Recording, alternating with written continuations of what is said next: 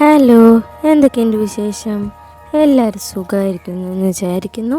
ഇത് നമ്മുടെ 58ാമത്തെ പാർട്ടാണ്. എന്നാൽ നമുക്ക് സമയം കളയാതെ സ്റ്റോറിയിലേക്ക് പോയാലോ? ഇപ്പം സുഖമായില്ലേ? ഇത്ര നേരം നിങ്ങൾക്ക് വീഡിയോ കേൾക്കാൻ പറ്റണല്ലേ? എനിക്കാണെങ്കിൽ റെക്കോർഡ് ചെയ്യാൻ എന്ത് മടിയാണെന്നറിയാവോ? എന്നാലും എന്നെ സപ്പോർട്ട് ചെയ്യാൻ കുറച്ച് പേരുള്ള കാരണം സമാധാനത്തിൽ ഞാൻ റെക്കോർഡ് ചെയ്യുന്നു. ഓക്കേ, അപ്പോൾ കമൻറ്റ് ഇടാൻ മറക്കരുത് കേട്ടോ. അപ്പോൾ നമുക്ക് സ്റ്റോറിയിലേക്ക് പോയാലോ? ഈ 8ാം ക്ലാസ്സിലും പായസം മുഴുവനായിട്ട് എന്നെ കുളിപ്പിക്കുന്നു. പേടിപ്പിച്ചിട്ടല്ലേടി ഈ പായസം എന്നെ കുടിപ്പിക്കാൻ നിനക്ക് ഇത്ര ശുഷ്കാന്തി? ഭദ്ര പായസം കുടിച്ചോണ്ട് പറഞ്ഞു. പേടിയോ? അതും എനിക്ക് പേടിയൊന്നുമില്ല. അത് നിൻ്റെ മുഖം കാണുമ്പോൾ തന്നെ പറയും. നമ്മളേട്ടെ എപ്പോഴാണ് തിരിച്ചു പോവാ? ഒന്ന് വേഗം വീട്ടിലെത്തി ഡ്രസ്സൊക്കെ ഒന്ന് മാറ്റിയാൽ മതി. ചൂടെടുത്തൊരു മനുഷ്യനെ ഇരിക്കാനും നിൽക്കാനും വയ്യ.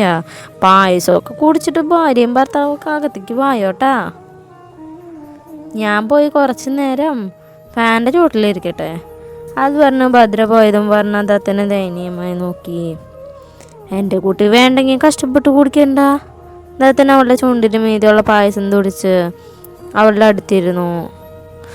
അയ്യോ ദത്ത, എനിക്ക് വയ്യ. സദ്യ കഴിച്ചിട്ട് എനിക്ക് ആകെ വയ്യാതായി. ഉറക്കം വരാ. പറഞ്ഞ ദത്തൻ്റെ തോളിലേക്ക് തല ചാരിയിരുന്നു. കുറച്ച് കഴിഞ്ഞാൽ നമ്മൾ ഇവിടെ നിന്ന് ഇറങ്ങാടാ, സാരില്ല കേട്ടാ. അവൻ അവളെ തന്നിലേക്ക് ചേർത്ത് പിടിച്ച് നെറുകെ തലോടി. എന്നാൽ ഇതെല്ലാം കണ്ട് കുറച്ചപ്പുറത്തായി നിൽക്കുന്ന പാർവതിയുടെ മനസ്സിൽ വല്ലാത്ത സങ്കടവും ദേഷ്യം നിറഞ്ഞു.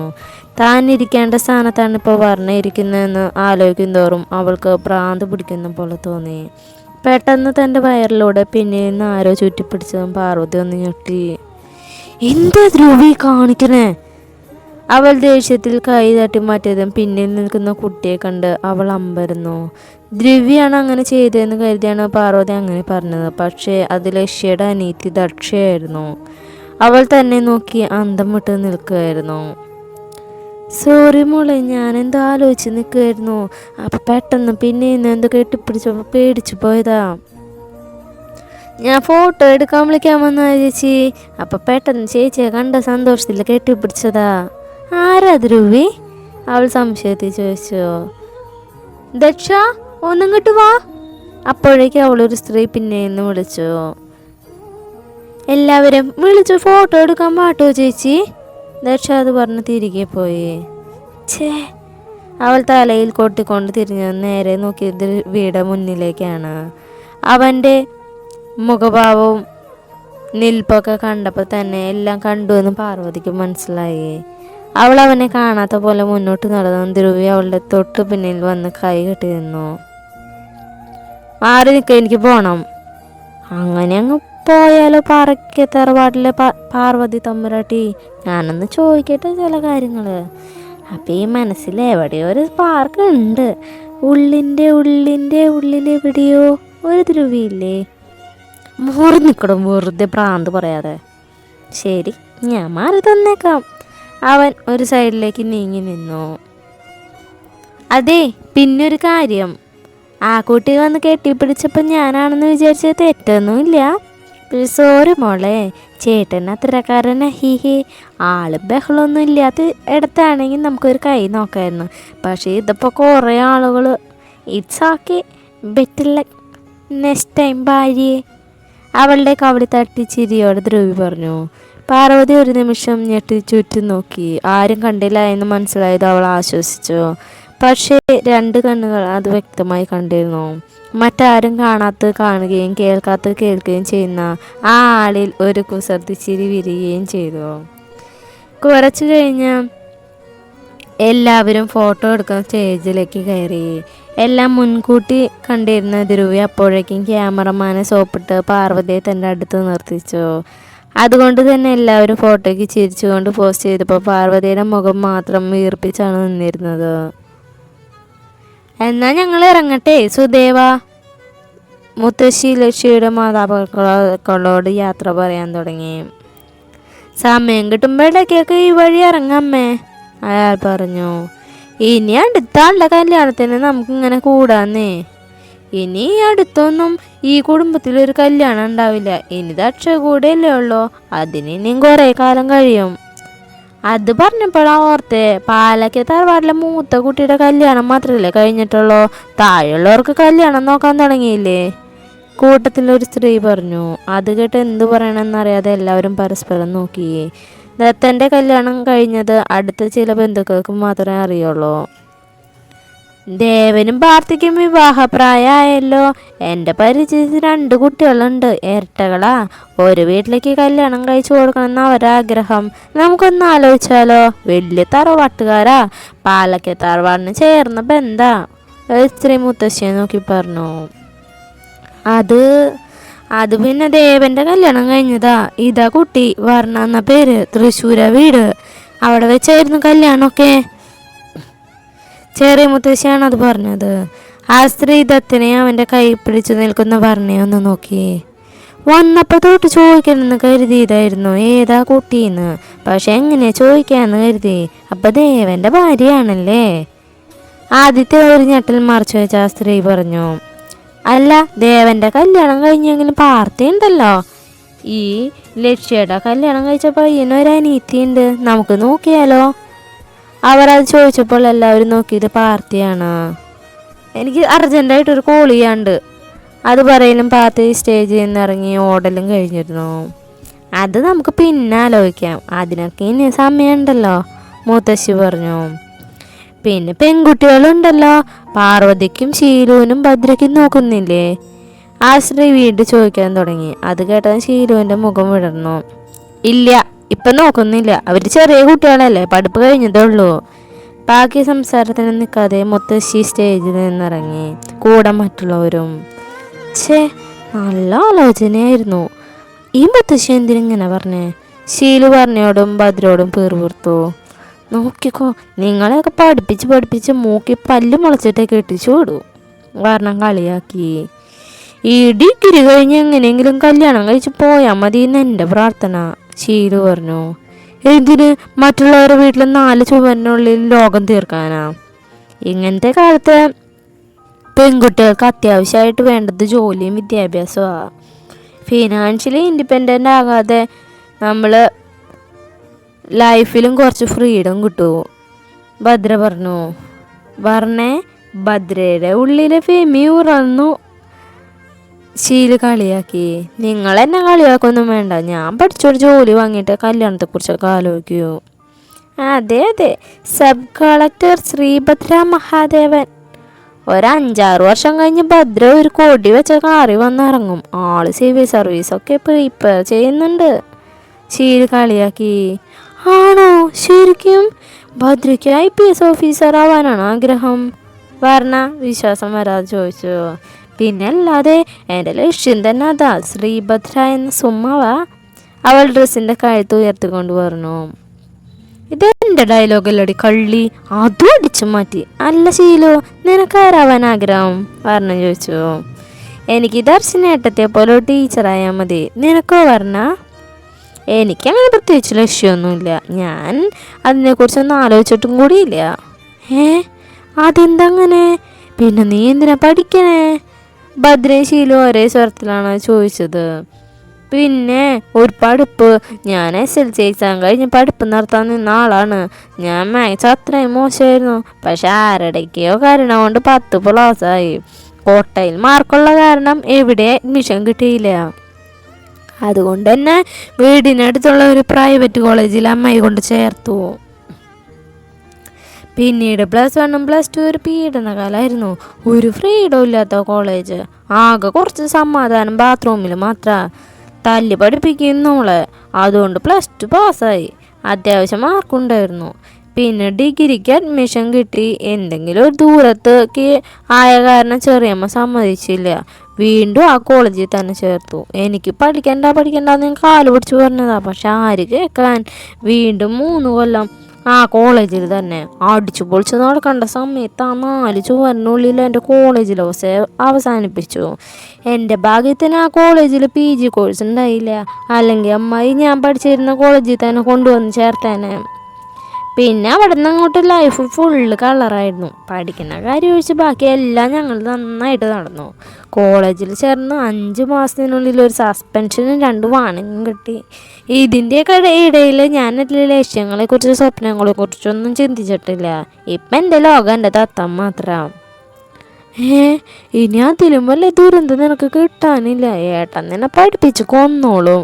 നിന്റെ ഈ ബുദ്ധിയും മടിയും കണ്ട് ഞാനും പലവട്ടം ചിന്തിച്ചതാ നീ എങ്ങനെ ഡിഗ്രി പാസ്സായെന്ന്. ഇപ്പോഴല്ലേ കാര്യം മനസ്സിലായേ. ഭദ്ര അവളെ കളിയാക്കി. ഓരോന്ന് പറഞ്ഞ് അവർ കാറിനരികിലേക്ക് നടന്നു. എല്ലാവരെക്കാളും മുമ്പേ ഹാളിൽ നിന്ന് പുറത്തിറങ്ങിയത് പാർവതിയാണ്. അവൾ വേഗത്തിൽ പാർക്കിംഗ് ഏരിയയിലേക്ക് ഇറങ്ങി. ചുറ്റി ഒന്ന് നോക്കിയ ശേഷം തത്തൻ്റെ കാറിൽ കയറി ഡോർ അടച്ചു. ശേഷം നെഞ്ചിൽ കൈവച്ച് ആശ്വാസത്തോടെ സീറ്റിലേക്ക് ഇരുന്നു. ധ്രുവിയുടെ കാറിൽ കയറാതിരിക്കാനാണ് പാർവതി ആദ്യം തന്നെ ദത്തൻ്റെ വണ്ടിയിൽ കയറിയത്. അവൾ ഗ്ലാസ്സിലൂടെ പുറത്തേക്ക് ഒന്നുകൂടെ നോക്കി ധ്രുവി ഇല്ല എന്ന് ഉറപ്പ് വരുത്തി സീറ്റിലേക്ക് ചാരിയിരുന്നതും ഡ്രൈവിംഗ് സീറ്റിലിരിക്കുന്ന ധ്രുവിയും. അവൻ മിററിലൂടെ പാർവതിയെ തന്നെ നോക്കിയിരിക്കുകയാണ്. പാർവതി ഒരു നിമിഷം കാർ മാറിപ്പോയോ എന്ന് സംശയിച്ചു. അല്ല, ഇത് ദേവേൻ്റെ കാറാണല്ലോ. സഫലമീ ജീവിതം പ്രേമപൂർണം. ധ്രുവി സ്റ്റിയറിംഗിൽ താളം തൊട്ടി പാടാൻ തുടങ്ങി. പാർവതി ദേഷ്യത്തോടെ കാറിൽ നിന്ന് ഇറങ്ങാൻ നിന്നതും വർണ്ണയും ഭദ്രയും ശീലവും കാറിൽ കയറാൻ വന്നിരുന്നു. വർണ്ണയും ഭദ്രയും അവളുടെ അപ്പുറത്തപ്പുറത്തായി ഇരുന്നു. ഭദ്രയുടെ അപ്പുറത്തായി ശീലവും ഇരുന്നു. ധ്രുവി എന്താ ഈ കാറില്? ഡ്രൈവിംഗ് സീറ്റിലിരിക്കുന്ന ധ്രുവിയെ കണ്ട് ശീല ചോദിച്ചു. ഒന്നുമില്ല, ഒരു ചേഞ്ചിന്. ബാക്കിലുള്ള കാർ രാഗേട്ടൻ വന്നോളും. എനിക്ക് പകരം ഏട്ടൻ ഡ്രൈവ് ചെയ്യാന്ന് പറഞ്ഞിട്ടുണ്ട്, ധ്രുവി പറഞ്ഞു. എന്നാ പോവാം, ദത്തൻ കോ ഡ്രൈവ് സീറ്റിലേക്ക് കയറിക്കൊണ്ട് പറഞ്ഞു. ആ രാഗേട്ടാ, ഈ കാറിലെ ഫോളോ ചെയ്താൽ മതി കേട്ടാ, പിന്നിലുള്ള കാറിന് ഉള്ള രാഗിനെ നോക്കി ധ്രുവി പറഞ്ഞ് കാർ മുന്നോട്ടെടുത്തു. ദർശനയും രാഗിൻ്റെ ഒപ്പം അവരുടെ കാറിലാണ് കയറിയത്. വർണ്ണ എണീക്കി. പാർവതിയുടെ തോളിൽ തല ചാരി ഉറങ്ങുന്ന വർണ്ണയെ ശീല പിടിച്ച് ഉണർത്തി. അവൾ പതിയെ കണ്ണു തുറന്നു. ത്രയംബകം എന്നെഴുതിയ ഗേറ്റ് കടന്ന് ഒരു 4 വീടിന് മുന്നിൽ കാർ വന്നു നിന്നു. മോഡേൺ രീതിയിൽ പണിതിരിക്കുന്ന ഒരു 4 അത്. ഇതേതോ വീട്? വർണ്ണ കണ്ണ് ചിമ്മി തുറന്നുകൊണ്ട് ചോദിച്ചു. എന്തൊരു വീടിൻ്റെ തറവേടാ, കാറിൽ നിന്ന് ഇറങ്ങിക്കൊണ്ട് ഭദ്ര പറഞ്ഞു. അവർക്ക് പിന്നിലായി രാഗും കാർ അവരുടെ പിന്നിൽ ചന്ദ്രശേഖരൻ്റെ കാറും വന്നു നിന്നു. എല്ലാവരും സന്തോഷത്തോടെ വീടിൻ്റെ അകത്തേക്ക് കയറിയപ്പോൾ പാർവതിയുടെ മുഖം മാത്രം ദേഷ്യത്തിൽ ചുമന്നിരുന്നു. ധ്രുവിയും മുത്തശ്ശിയും മാത്രമാണ് ആ വീട്ടിൽ താമസിക്കുന്നുള്ളൂ. അടുക്കളപ്പണിക്ക് ഒരു ജോലിക്കാരി നിർത്തിയിട്ടുണ്ട്. അവർ രാവിലെ തന്നെ വന്ന് ഉച്ചയ്ക്ക് തിരികെ പോകും. ഹാളിൽ ചെറിയമ്മയുടെ മടിയിൽ തലവെച്ച് കിടക്കാണ് വർണ്ണ. അയ്യോ, എനിക്ക് വയ്യ ചെറിയമ്മ, എൻ്റെ വയറ് എന്തൊക്കെയോ ഉരുണ്ട് കയറുക. അയ്യോ, അസ്വസ്ഥതയോടെ തിരിഞ്ഞും മറിഞ്ഞും കിടക്കാൻ തുടങ്ങി. ഇത്രയും കഷ്ടപ്പെട്ട് എൻ്റെ കുട്ടി എന്തിനാ സദ്യ കഴിച്ച്? ചെറിയമ്മ അവളെ നെറുകി തലോടിക്കൊണ്ട് ചോദിച്ചു. ഞാൻ കഴിച്ചതല്ല, ദത്തൻ എന്നെ ഭീഷണിപ്പെടുത്തി കഴിപ്പിച്ചതാ ചെറിയമ്മ. എന്നിട്ട് അവനെവിടെ? ഏട്ടൻ പുറത്ത് പാർത്തിയൻ്റെ, ധ്രുവിയൻ്റെ, ശ്രീയൻ്റെ കൂടെ ഉണ്ട്, ഭദ്ര പറഞ്ഞു. സാരല്ല, ഞാൻ നാരങ്ങ വെള്ളം ഉണ്ടാക്കിത്തരാം, അപ്പോൾ ഉരുണ്ട് കയറിലൊക്കെ മാറും. ചെറിയമ്മ വർണ്ണയെ വിളിച്ച് അടുക്കളയിലേക്ക് നടന്നു. എനിക്കും വേണം. അവർക്ക് പിന്നാലെ വാല് പോലെ ഭദ്രയും ശീലും ഓടി. വർണ്ണയും ഭദ്രയും ശീലവും നല്ല കൂട്ടാണല്ലേ, ശരിക്കും കണ്ട സഹോദരിമാരാന്നേ തോന്നു. അത് ശരിയാ മുത്തശ്ശി, അവരെ ഏകദേശം ഒരേ പ്രായമാണല്ലോ. എല്ലാ കുരുത്തക്കാരനും 3 ഒറ്റക്കെട്ടാ, പിന്നെ എല്ലാത്തിനും കൂട്ടു നിൽക്കുന്ന ഒരു ചെറിയമ്മയും. ശരിക്കും ഇവർ തമ്മിൽ ഒരു അമ്മ മക്കൾ ബന്ധാണ്. ചെറിയ കുട്ടികളെ പോലെ ചെറിയമ്മ 3 കൊണ്ടു നടക്കണേ. ദർശന മുത്തശ്ശിയോടാണ് പറഞ്ഞെങ്കിലും അമ്മയെ നോക്കിയാണ് അത് പറഞ്ഞത്. അതെനിക്കും തോന്നി. ഇന്നലെ വൈകുന്നേരം അവളെ ഞാൻ കല്യാണ വീട്ടിലേക്ക് വിളിച്ചപ്പോൾ അവൾ പറഞ്ഞത് അവൾ വന്ന പിള്ളേരെ കാര്യങ്ങൾ നോക്കാൻ ആരും ഉണ്ടാവില്ല, അതുകൊണ്ട് വരുന്നില്ല എന്ന്. ചെറിയ മുത്തശ്ശൻ ചിരിയോടെ പറഞ്ഞു. എന്നാൽ ആ വാക്കുകൾ ദത്തയുടെ അമ്മയുടെ മനസ്സിനെ പിടിച്ചുലച്ചിരുന്നു. നാരങ്ങ വെള്ളം കുടിച്ചു കഴിഞ്ഞപ്പോൾ അവൾക്ക് കുറച്ച് ആശ്വാസം തോന്നിയെങ്കിലും പിന്നീട് മിനിറ്റിന് അത് തന്നെ പറഞ്ഞ് സമാധാനം കളഞ്ഞതും ചെറിയ മുത്തശ്ശി അവളെ മുകളിലെ ഗസ്റ്റ് ഹൗസിലേക്ക് പറഞ്ഞയച്ചു. ക്ഷീണം കൊണ്ട് പറഞ്ഞ ബെഡിൽ കിടന്നുറങ്ങി പെട്ടെന്ന് ഉറങ്ങിപ്പോയി. നെറ്റിയിലൊരു ചൂട് അനുഭവപ്പെട്ടപ്പോഴാണ് വർണ്ണ പതിയെ കണ്ണു തുറന്നത്. തൻ്റെ മുന്നിൽ കുസൃതി ചിരിയോടെ ഇരിക്കുന്ന ദത്തൻ. അവൻ്റെ കള്ളച്ചിരി കണ്ടു വർണ്ണ എന്താ എന്ന രീതിയിൽ പുരുക ഉയർത്തി അവനെ നോക്കി. ദത്തൻ അതേ കള്ളച്ചിരിയോടെ നെറ്റി ഒഴിഞ്ഞുകൊണ്ട് എന്തോ കാണിച്ചു. വർണ്ണ ഒന്നും മനസ്സിലാവാതെ അവൻ കാണിച്ച സ്ഥലത്തേക്ക് നോക്കിയതും തെന്നി മാറിക്കിടക്കുന്ന തൻ്റെ ധാവണി. അവൾ ഞെട്ടിക്കൊണ്ട് ധാവണിയുടെ ഷാൾ നേരെയാക്കാൻ നിന്ന് ദത്തനായി തടഞ്ഞുകൊണ്ട് അവളുടെ മുകളിൽ ഇരു കൈകളും കുത്തി നിന്നു. രാവിലെ മുതൽ എൻ്റെ കുട്ടിയെ ഇങ്ങനെ അടുത്ത് ഒറ്റയ്ക്ക് കിട്ടാൻ നോക്കിയിരിക്കായിരുന്നു എന്നറിയോ? ദത്തൻ അവളുടെ കണ്ണിലേക്ക് നോക്കി പറഞ്ഞതും അവൻ്റെ നോട്ടം താങ്ങാനാവാതെ പറഞ്ഞ നോട്ടം മാറ്റി. എന്തൊരു രസമാണ് നിന്നെ കാണാൻ എന്നറിയോ? കടിച്ച് തിന്നാൻ തോന്നുക. ദത്തൻ പതിയെ അവളുടെ കാവലേക്ക് അടിച്ചുകൊണ്ട് പറഞ്ഞു, നീ എന്നോട് മിണ്ടണ്ട. നീ എന്നെ നോക്കി പേടിപ്പിച്ചല്ലോ ഉച്ചയ്ക്ക് എന്നെ ഭീഷണിപ്പെടുത്തിയത്. എന്നെ തൊടണ്ട പോ. വർണ്ണ അവൻ്റെ നെഞ്ചിൽ പിടിച്ച് തള്ളി. അതെൻ്റെ കുട്ടിക്ക് വേണ്ടി തന്നെയല്ലേ. നന്നായി ഫുഡ് കഴിച്ചാലല്ലേ എൻ്റെ കുട്ടി വലുതാവുള്ളൂ. അവൻ അവളുടെ കവിളി പിടിച്ചു വലിച്ചു. പക്ഷേ അപ്പോൾ സാധാരണ ദത്തൻ്റെ കണ്ണുകളിൽ കാണാറുള്ള വാത്സല്യമല്ല അവൻ്റെ മുഖത്ത്. പകരം വർണ്ണയോടുള്ള അടങ്ങാനാവാത്ത പ്രണയമായിരുന്നു. ചെറിയമ്മ പറഞ്ഞു എൻ്റെ കുട്ടിക്ക് ചെറിയ വയറുവേദനയാന്ന്. എന്നിട്ടിപ്പം കുറഞ്ഞോ? ദത്തൻ അവളുടെ മുഖത്ത് കഴുത്തിൽ മുഖം ചേർത്ത് കിടന്നു. ഇല്ല, ഇപ്പോഴും എൻ്റെ വയറ്റിൽ എന്തോ ഉരുണ്ട് കയറുന്നുണ്ട്. അവൾ മുഖം ചുളിച്ചുകൊണ്ട് പരാതിയോടെ പറഞ്ഞു. എന്താ? ദത്തനൊന്ന് നോക്കട്ടെ. അവളുടെ കാതിൽ പറഞ്ഞ ശേഷം ദത്തൻ അവളുടെ ചെവിക്ക് പിന്നിലായി ഉമ്മ വെച്ചു. വേണ്ട, നീ ഒന്നും നോക്കണ്ട. വേണം, ഞാൻ നോക്കും. അത് പറഞ്ഞ ദത്തൻ അവളുടെ മേലുള്ള താവളയുടെ ഷാളിൻ്റെ പിന്നഴിച്ചു മാറ്റിയതും വർണ്ണ ഞെട്ടി ബെഡിൽ നിന്ന് ചാടി എണീക്കാൻ നിന്നു. പക്ഷെ ദത്തൻ അതിന് സമ്മതിക്കാതെ അവളെ ബെഡിലേക്ക് തന്നെ കിടത്തി. അവളുടെ മാറിലേക്ക് മുഖം ചേർത്ത് അവൻ മൂളിയതും വർണ്ണയ്ക്ക് വാക്കുകൾ കൂടെ പുറത്തു വരുന്നുണ്ടായിരുന്നില്ല. ദത്തൻ അവളുടെ കൈകളെ ഇരു സൈഡിലേക്കും വെച്ച് അവളുടെ കൈകളെ ലോക്ക് ചെയ്തു. ദത്തൻ്റെ മുഖം അവളുടെ കഴുത്തിലൂടെ ഒഴുകി നടന്നു. അവളുടെ തൊണ്ടക്കുഴിയിൽ അമർത്തി ചുംബിച്ച് ദത്തൻ്റെ ചുണ്ടുകൾ പതിയെ താഴേക്ക് ചലിച്ചതും വർണ്ണയുടെ ഹൃദയമിടിപ്പ് വർദ്ധിച്ചു. അവൻ അവളുടെ മാറിൽ ചേർന്ന് കിടക്കുന്ന ആലിലെ താലി അമർത്തി ചുംബിച്ചു. ശേഷം അവളുടെ കയ്യിൽ കോർത്തു പിടിച്ച തൻ്റെ കൈകളെ അടർത്തി മാറ്റി. അവളുടെ ഇടത് കൈയിലെ തോളിൽ നിന്നും പതിയെ ഡ്രസ്സ് താഴേക്ക് മാറ്റി വർണ്ണയുടെ ഇടത് തോളിലെ നഗ്നമായ തോളത്ത് തെളിഞ്ഞു കിടക്കുന്ന മറകിൽ അമർത്തി ചുംബിച്ചു. അവൻ്റെ ആ ആദ്യ സ്പർശനത്തിൽ വർണ്ണ ഒന്ന് എങ്ങിപ്പോയിരുന്നു. ദത്തൻ്റെ താടി രോമങ്ങൾ അവളുടെ വയറിലെ ദിശയില്ലാതെ ഒഴുകി നടന്നു. ദത്തൻ അവളെ തന്നിലേക്ക് ചേർത്ത് പിടിച്ച് അവളുടെ അണിവയറിൽ പതിയൊന്ന് കടിച്ചതും വർണ്ണയുടെ കൈ അവൻ്റെ മുടിയിൽ കോർത്തു വലിച്ചു. വർണ്ണയുടെ ആ പിടച്ചിലിൽ അവനിൽ വികാരത്തിൻ്റെ തിരമാലകൾ തന്നെ സൃഷ്ടിച്ചിരുന്നു. ദത്തേട്ടാ. ദത്തൻ അവളുടെ പൊക്കിൾ ചുഴിയിൽ ചൂണ്ടു ചേർത്തും വർണ്ണ ഒന്നെങ്ങി.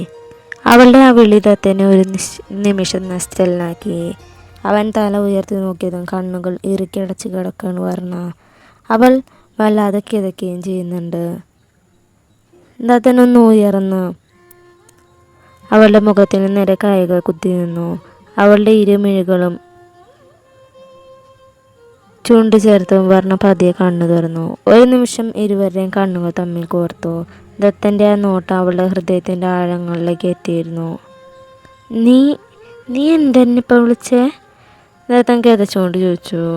വർണ്ണ എന്നാൽ ഒന്നും മിണ്ടാതെ അവൻ്റെ കണ്ണിലേക്ക് തന്നെ നോക്കി കിടക്കുകയാണ്. പറ കുഞ്ഞേ, നീ എന്തെന്നെ വിളിച്ചേ? അവൻ വീണ്ടും ചോദിച്ചു. ദത്താന്ന്? അല്ല. അവളുടെ ചുണ്ടിലേക്ക് അമർത്തി ചുംബിച്ചുകൊണ്ട് അവൻ പറഞ്ഞു. അതേ ദത്താ? അല്ല. അവൻ അവളുടെ കഴുത്തിൽ അമർത്തി ചുംബിച്ചു. അതേ ദത്താ? അല്ല. അവളുടെ മാറിലേക്ക് മുഖം ചേർക്കണമെന്നും പറഞ്ഞ് അവനെ തടഞ്ഞു. ദത്തേട്ടാന്ന് അവൾ പതർച്ചയോടെ വിളിച്ചു. ദത്തൻ ഒന്നും മിണ്ടാതെ അവളുടെ മേൽ നിന്ന് എണീറ്റ് ബെഡിലിരുന്നു. വർണ്ണ വേഗം ഒരു ആശ്വാസത്തോടെ ദത്തൻ അഴിച്ചു മാറ്റിയ ധാവണിയിൽ ഷാളെടുത്ത് മേലേക്ക് ഇട്ടു. എന്നാൽ ദത്തൻ അവളെ തന്നെ നോക്കി തൻ്റെ ഷർട്ടിൻ്റെ ഓരോ ബട്ടണുകൾ അഴിച്ച് ഷർട്ട് ഊരി താഴേക്കിട്ടു. ശേഷം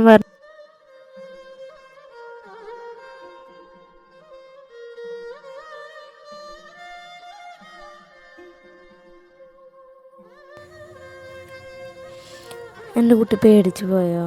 എനിക്ക് പെട്ടെന്ന് കൺട്രോൾ ചെയ്യാൻ പറ്റിയില്ലടാ. എനിക്കറിയാം എന്നെക്കുറിച്ച്, അതാ ഞാൻ ധാവണിയൊന്നും വേണ്ടാന്ന് പറഞ്ഞേ. അപ്പം നിനക്കായിരുന്നില്ലേ ഇത് വേണമെന്ന് ഇത്രയും വാശി? ഒരു നിമിഷം നീ എന്നെ താത്തേട്ടാന്ന് വിളിച്ചില്ലായിരുന്നെങ്കിൽ ഇപ്പം എല്ലാം കഴിഞ്ഞിട്ടുണ്ടാവുമായിരുന്നു. ഇപ്പം എനിക്ക് എന്നെ ഒട്ടും നിയന്ത്രിക്കാൻ പറ്റുന്നില്ല. നീ ഒരു ചെറിയ കുട്ടിയാന്ന് എൻ്റെ മനസ്സ് ഓരോ നിമിഷം എന്നോട് പറയുമ്പോഴും അതിനേക്കാൾ ഇരട്ടി എൻ്റെ പ്രണയം അതിനെ തടയുകയാ. നിനക്കെന്നോട് ദേഷ്യമുണ്ടോ കുഞ്ഞെ? നിന്നോട് സമ്മതം ചോദിക്കാതെ നിൻ്റെ എതിർപ്പുകൾ നോക്കാതെ ഞാൻ ഇങ്ങനെ ചെയ്തേനെ. ദത്തൻ അവളോട് ചോദിച്ചുവെങ്കിലും വർണ്ണയുടെ മൗനം ദത്തനിൽ വേദന സൃഷ്ടിച്ചു. സോറി. വർണ്ണയുടെ മേൽ നിന്ന് ദത്തൻ എണീറ്റ് മാറാനായിട്ട് നിന്നു. പോവില്ല ദത്ത, ഞാൻ കുറച്ച് നേരം കൂടെ കിടക്കും പ്ലീസ്. വർണ്ണ ദത്തൻ്റെ നെഞ്ചിലേക്ക് പൊതിഞ്ഞു പിടിച്ചുകൊണ്ട് പറഞ്ഞു. ദത്തൻ അവളെ വിശ്വാസം വരാതെ നോക്കി. വർണ്ണ അവൻ്റെ നെറ്റിയിൽ ഉമ്മ വെച്ച് അവനെ നോക്കി ഒന്ന് പുഞ്ചിരിച്ചു. ദത്തൻ അവളുടെ മാറിലെ ചൂടിട്ട് അങ്ങനെ കിടന്നു. വർണ്ണ അവൻ്റെ നെറുകയിലൂടെ പതിയെ തലോടിക്കൊണ്ടിരുന്നു. കുഞ്ഞെ. ദത്ത, ഇത്രയും കാലം എനിക്ക് ഏറ്റവും ഇഷ്ടം നിൻ്റെ തോളിൽ മറുകായിരുന്നു. പക്ഷെ ഇപ്പോൾ അത് മാറി. ദത്തൻ അവളെ നോക്കി പറഞ്ഞതും വർണ്ണ മനസ്സിലാവാൻ നെറ്റി ചുളിച്ചു.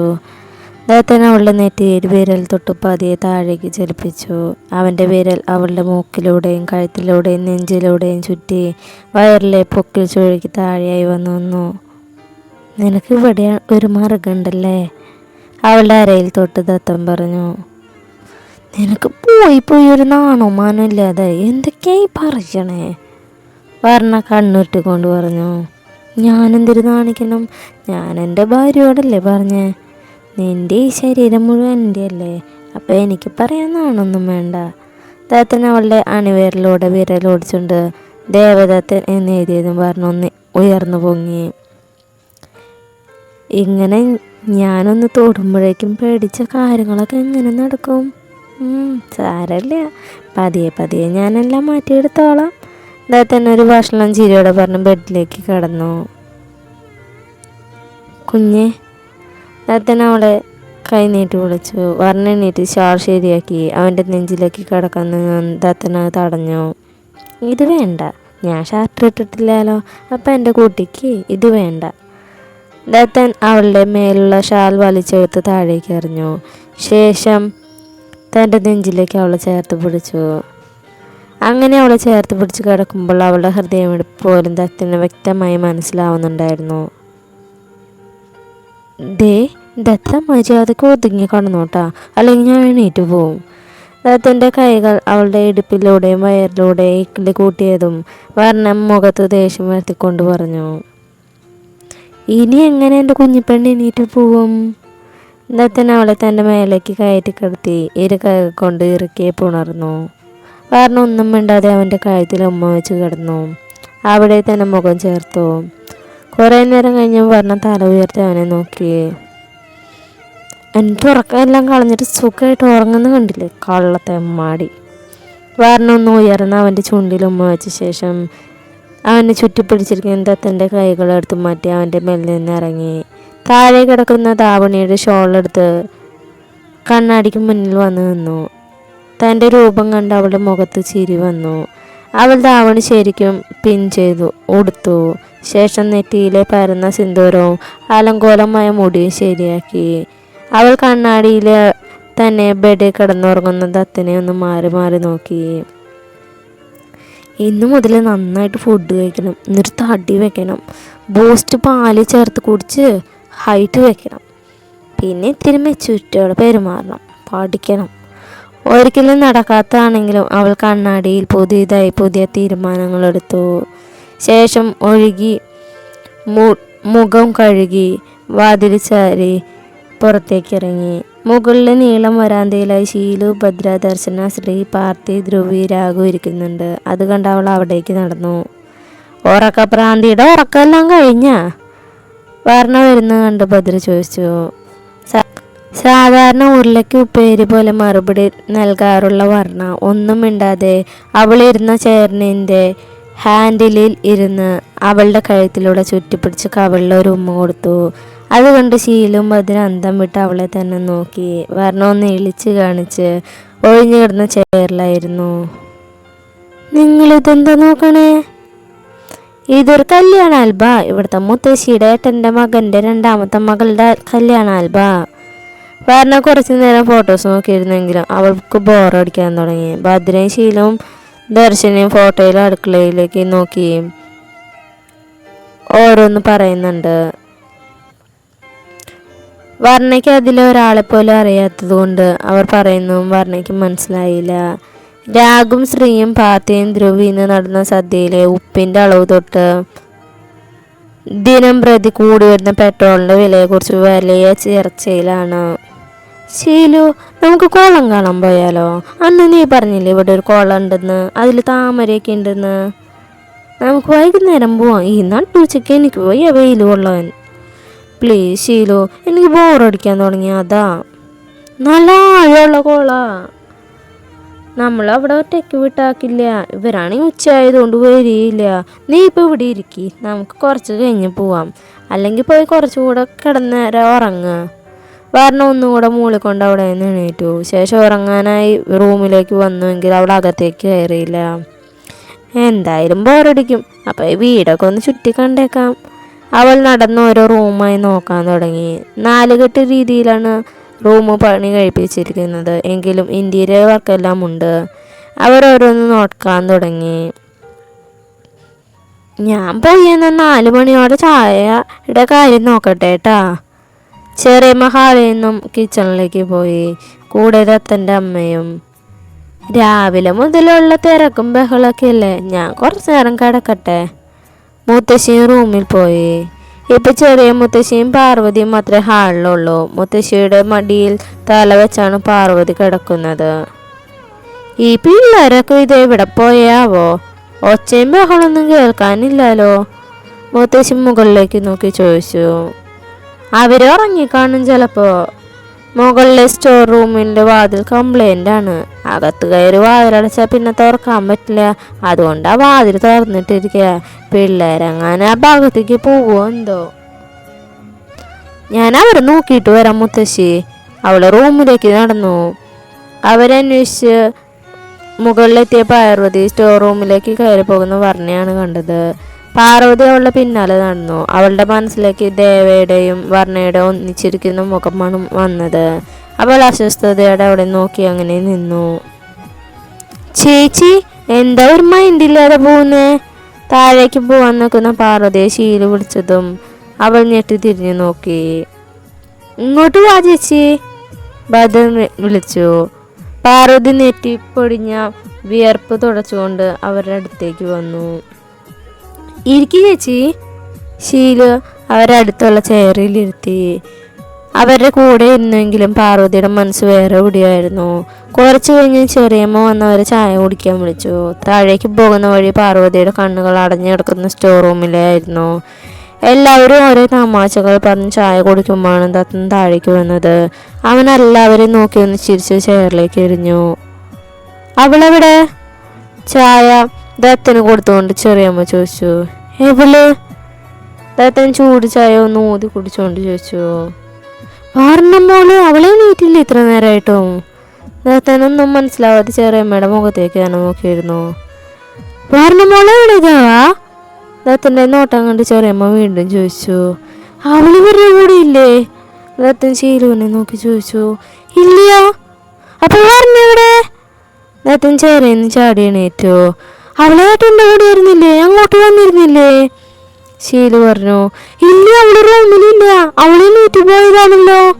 ഇല്ല ഏട്ടാ, അവള് കുറെ നേരമായിട്ട് പോയിട്ട് ഞങ്ങൾ വിചാരിച്ചു ഏട്ടൻ്റെ കൂടെ ഉണ്ടാവുന്നു.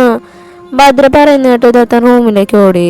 റൂമിൽ നോക്കിയിട്ട് അവളെ കാണാത്തതുകൊണ്ട് താഴേക്ക് വന്നു. വർണ്ണ, വർണ്ണ! ദത്തൻ്റെ വിളി ആ വീട്ടിൽ പ്രതിധ്വനിച്ചു. അവളിവിടെ ഇവിടെ എവിടെയെങ്കിലും ഉണ്ടാവും.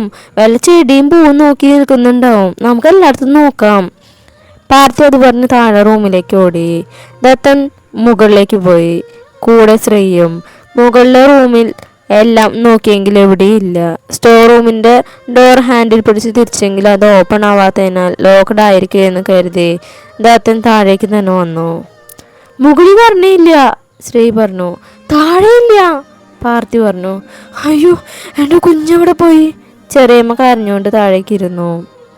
വർണ്ണ, വർണ്ണ, എനിക്ക് ദേഷ്യം വരുന്നുണ്ട്, കളിക്കാതെ പുറത്തേക്ക് വാ. ദത്തൻ ദേഷ്യത്തിൽ അലറിയാണ് പറഞ്ഞെങ്കിലും മനസ്സിൽ മുഴുവൻ പേടിയായിരുന്നു. ഇനി കുളത്തിൻ്റെ അടുത്തേക്ക് എങ്ങനെ പോയി കാണോ? കുളം കാണാൻ അവൾ എന്നെ ഒരുപാട് വിളിച്ചു, പക്ഷെ ഞാൻ സമ്മതിച്ചില്ല. ഇനി ഒറ്റയ്ക്കെങ്ങാനും. അപ്പോഴേക്കും ദത്തൻ പുറത്തേക്ക് ഓടിയിരുന്നു. ഏയ്, അവിടെ ലോക്കാണ്. ഞങ്ങൾ അവിടെ ഇല്ലാത്ത കാരണം അടുത്ത വീട്ടിലെ കുട്ടികളെങ്ങാനും കുളത്തിലേക്ക് വന്നാൽ അപകടം പറ്റുന്നതുകൊണ്ട് പൂട്ടിയിട്ടിരിക്കുക. മുത്തശ്ശി അത് പറഞ്ഞ എല്ലാവരും മുഖത്തൊരു ആശ്വാസം നിറഞ്ഞു. ദത്തൻ കുളത്തിനരികിലേക്ക് ചെല്ലുമ്പോൾ അതും ലോക്കായിരുന്നു. അവൻ്റെ മനസ്സിൽ വല്ലാത്ത പേടി വന്ന് നിറയാൻ തുടങ്ങി. അവൻ അസ്വസ്ഥതയോടെ റൂമിലേക്ക് വന്നു. സത്യം പറയടാ, അവളെവിടെ? എൻ്റെ കുട്ടിക്ക് എന്തെങ്കിലും സംഭവിച്ച് പച്ചത്തിക്ക് കത്തിക്കും ഞാൻ എല്ലാത്തിനെയും. പറയടാ, അവളെവിടെ? ദത്തൻ ചന്ദ്രശേഖരൻ്റെ കഴുത്തിന് കുത്തിപ്പിടിച്ചു.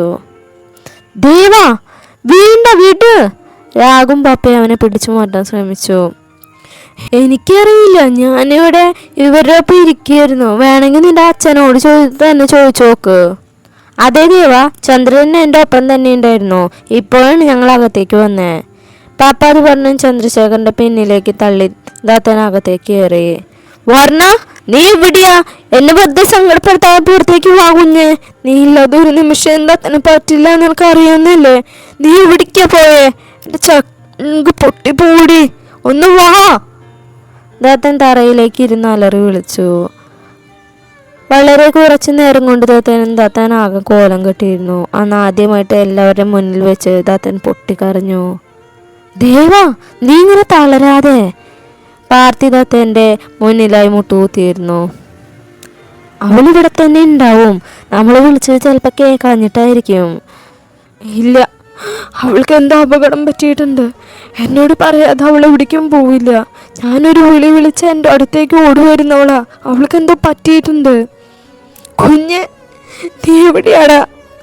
ദത്തൻ മുടിയിൽ കോർത്ത് വലിച്ച് ഉറക്കെ അലറി. എല്ലാം എൻ്റെ തെറ്റാ. ഞാൻ അവളെ ശ്രദ്ധിക്കണമായിരുന്നു. എൻ്റെ ശ്രദ്ധക്കുറവ് എല്ലാത്തിനും കാരണം. എന്നും കൂടെ ഉണ്ടാവും എൻ്റെ കുഞ്ഞിനെ പോലെ. നോക്കൂ എന്നൊക്കെ പറഞ്ഞിട്ട് ഞാൻ അവളെ ഒറ്റടിക്കാക്കി. ദേവ, നീ ഇങ്ങനെയൊന്നും പറയാതെ. അവൾ നിന്നെ വിട്ട് എവിടെ പോവാനാ? പാർത്തി അവനെ ആശ്വസിപ്പിച്ചു. പിന്നെ അവൾ എവിടെടാ? ഞാൻ വിളിച്ചിട്ട് എന്താ വിളിയേക്കാതെ? അവൾക്ക് എന്തെങ്കിലും സംഭവിച്ചാൽ പിന്നെ ദത്തൻ ജീവനോടെ ലോകത്തുണ്ടാവില്ല. അവൻ എന്തൊക്കെയോ പറഞ്ഞുകൊണ്ടിരുന്നു. എടാ, നീ ഒരു പോലീസല്ലേ? അവളെ കണ്ടെത്തിയതാ. എൻ്റെ പ്രാണനാണ് അവള്. ഒന്ന് കണ്ടുപിടിക്കണ. ദത്തൻ പരിസരം പോലും മറന്ന് പാർത്തിയെ കെട്ടിപ്പിടിച്ച് അലറി കരഞ്ഞു. ദത്തൻ്റെ ആ ഭാവം എല്ലാവരെയും ഭയപ്പെടുത്തിയിരുന്നു. വർണ്ണയെ നഷ്ടപ്പെട്ടാൽ ഒരു നിമിഷം പോലും ദത്തൻ ജീവിച്ചിരിക്കില്ല എന്ന് എല്ലാവർക്കും തോന്നിപ്പോയി.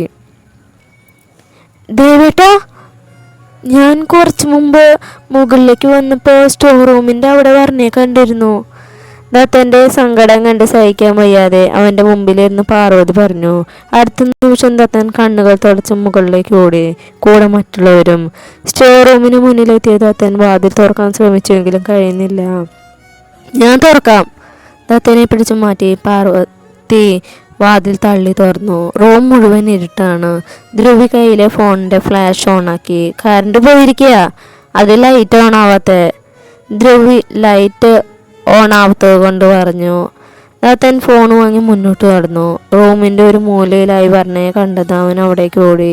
അപ്പോഴേക്കും കറണ്ട് വരികയും റൂമിൽ ലൈറ്റ് തെളിയുകയും ചെയ്തു. വാടിത്തളർന്ന് താഴെ വീണ് കിടക്കുന്ന വർണ്ണയെ കണ്ട് ദത്തൻ്റെ ഹൃദയം വിങ്ങി. അവൻ അവളെ താഴെ നിന്ന് ഉയർത്തിയെടുത്ത് പുറത്തേക്ക് നടന്നു. അവളെ റൂമിലേക്ക് കിടത്തു ദേവാ. ഭദ്രേ, വേഗം പോയി കുറച്ച് വെള്ളം എടുത്തിട്ട് വാ. ധ്രുവി പറഞ്ഞനുസരിച്ച് ദത്തൻ അവളെ റൂമിലെ ബെഡിലേക്ക് കിടത്തി. ഭദ്ര കൊണ്ടുവന്ന വെള്ളം ധ്രുവി അവളുടെ മുഖത്തേക്ക് തളിച്ചു. കുഞ്ഞ്, എണീക്കടാ. ദത്തൻ വർണ്ണയുടെ കവിളി തട്ടി വിളിച്ചതും വർണ്ണ ആയാസപ്പെട്ട് കണ്ണു തുറന്നു. ദത്ത. അവൾ അവനെ പതിയെ വിളിച്ചതും ദത്തൻ അവളെ ഇറുക്കെ പുണർന്നു. മുഖമാകെ ഉമ്മ വെച്ചു. പെട്ടെന്ന് ഇരുട്ട് റൂമിൽ ഒറ്റയ്ക്കായപ്പോൾ പേടിച്ചതാണ്. അതാ ബോധം പോയ, വേറെ കുഴപ്പമൊന്നുമില്ല. ധ്രുവി പറഞ്ഞ എല്ലാവർക്കും ആശ്വാസമായി. മോളെ. ചെറിയമ്മ അവളെ തൻ്റെ നെഞ്ചിലേക്ക് ചേർത്ത് പിടിച്ച് കരയാൻ തുടങ്ങി. വർണ്ണയും അത് കണ്ട് കരഞ്ഞു പോയിരുന്നു. ചെറിയമ്മയുടെ കുട്ടി എന്തിനാ റൂമിലേക്ക് പോയേ?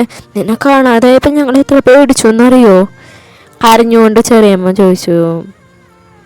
എനിക്കറിയില്ലായിരുന്നു ചെറിയമ്മ, ആ ഡോറ് കംപ്ലൈൻ്റാന്ന്. ഞാൻ ആ റൂമിലേക്ക് കയറിയപ്പോൾ കാറ്റത്ത് വാതിലടഞ്ഞു പോയി. ഞാൻ കുറേ തവണ വാതിൽ തുറക്കാൻ നോക്കി, പക്ഷെ പറ്റിയില്ല. കുറേ വിളിച്ചു നോക്കി, പക്ഷെ ആരും കേട്ടില്ല. അതിൻ്റെ ഒപ്പം കരഞ്ഞു കൂടെ പോയപ്പോൾ ഞാൻ പേടിച്ചു പോയി. വാരണ ചെറിയ കുട്ടികളെ പോലെ തേങ്ങിക്കൊണ്ട് പറഞ്ഞു. മതി എല്ലാവരും കരഞ്ഞത്. അവൾ കുറച്ചു നേരം സമാധാനത്തോടെ ഇരിക്കട്ടെ. എല്ലാവരും പുറത്തേക്ക് വാ. മുത്തശ്ശി അത് പറഞ്ഞു ദത്തനൊഴിച്ച് ബാക്കി എല്ലാവരും പുറത്തേക്ക് നടന്നു. വാതിലിനരികിലെത്തിയ പാർവതി ഒന്ന് വർണ്ണെ തിരിഞ്ഞു നോക്കി. ദത്തൻ്റെ തോളിൽ ചാരി ഇരിക്കുന്ന വർണ്ണയെ അവൾ കുറച്ചു നേരം നോക്കി നിന്നു. ശേഷം അവൾ പുറത്തേക്ക് ഇറങ്ങി മുന്നോട്ട് നടന്നു. രണ്ട് ശക്തമായ കൈകൾ അവൾ ഒരു റൂമിലേക്ക് വലിച്ചു കയറ്റിയിരുന്നു. ഒപ്പം ശക്തമായി മുഖത്ത് ഒരടിയും. നിന്നോട് ഞാൻ പറഞ്ഞിട്ടില്ലേ പോലെ വെറുതെ അവളുടെ ജീവിതത്തിൽ ഒരു കരടായി കയറി ചെല്ലരുതെന്ന് ധ്രുവി ദേഷ്യത്തിൽ ചീറി. അവളിൽ കൈവച്ച് പാർവതി ഒരു വാക്ക് പോലും മിണ്ടാനാവാതെ തരിച്ചു നിന്നുപോയി. എന്തോട് മിണ്ടാതെ നിൽക്കണേ? എനിക്കറിയാം പറഞ്ഞ സ്റ്റോർ റൂമിലിട്ട് നീ ഡോർ അടച്ചത് നീയാണെന്ന്. നിനക്ക് എന്തിൻ്റെ അസുഖടി? നിന്നോട് ഞാൻ പലവട്ടം പറഞ്ഞതല്ലേ, വർണ്ണ ഇല്ലാതായാലും ദേവൻ്റെ മനസ്സിൽ നിനക്കൊരു സ്ഥാനം കിട്ടില്ല എന്ന്. അവൻ്റെ ജീവിതത്തിൽ വർണ്ണയ്ക്ക് പകരം വർണ്ണ മാത്രമേ ഉണ്ടാവൂ.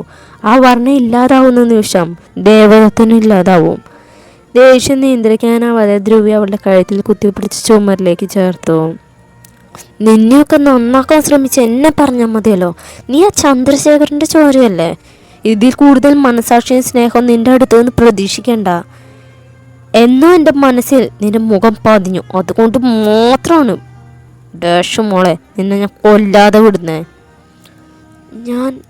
ഞാനല്ല പറഞ്ഞ റൂമിൽ ഡോർ അടച്ചത്, അവൾ വിതുമ്പിക്കൊണ്ട് പറഞ്ഞു. കള്ളം പറയുന്നുണ്ട് പുന്നാര മോളെ.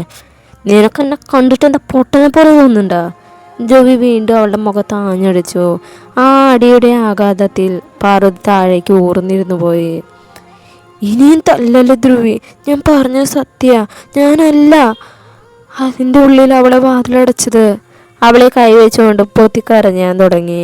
പാർവതിയെ കണ്ട് അവളുടെ നെഞ്ചൊന്ന് പെടഞ്ഞു. പക്ഷെ അതിനേക്കാൾ വലുതായിരുന്നു വർണ്ണയെ കാണാതായപ്പോൾ ഉള്ള ദത്തൻ്റെ സങ്കടം. പിന്നെ എങ്ങനെയാടി സ്റ്റോർ റൂം ഉള്ള കാര്യം നീ അറിഞ്ഞത്? ധ്രുവി അവളുടെ മുട്ടുകൂത്തി ഇരുന്നു. അവൾ ആ റൂമിലിരിക്കുന്നത് ഞാൻ കണ്ടതാ. കാറ്റത്ത് ആ ഡോർ അറിയുന്നത് ഞാൻ കണ്ടതാ. പക്ഷെ ഞാൻ ആരോടും പറഞ്ഞില്ല. ഒരു നിമിഷത്തേക്ക് ഞാൻ സ്വാർത്ഥിയായിപ്പോയി. ആ നിമിഷം എൻ്റെ മനസ്സിൽ ദേവേൻ്റെ മുഖം മാത്രമേ ഉണ്ടായിരുന്നുള്ളൂ. പക്ഷെ ആ ദേവേട്ടൻ എന്നെ അവളെ കാണാതെ അലറിക്കറിഞ്ഞപ്പോൾ എനിക്ക് സഹിക്കാൻ കഴിഞ്ഞില്ല. പാർവതി മുഖം പൊത്തി കരഞ്ഞു. കുറേ വെള്ളിയുണ്ട് പിള്ളേരെ. ഭയങ്കര അർജൻറ്റായിട്ട് തിരക്ക് പിടിച്ച് റെക്കോർഡ് ചെയ്തതാ. അതുകൊണ്ടാട്ടോ വെള്ളി നിങ്ങൾക്ക് വേണ്ടി ഞാൻ റെക്കോർഡ് ചെയ്തതാ. അപ്പോൾ ബൈ, താങ്ക് യു.